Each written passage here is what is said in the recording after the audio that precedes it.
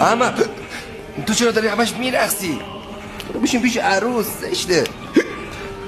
گاگول داماد خودتی.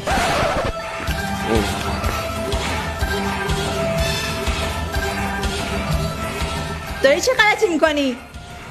آرش بیای رفیقای مستو از اینجا جمع کن.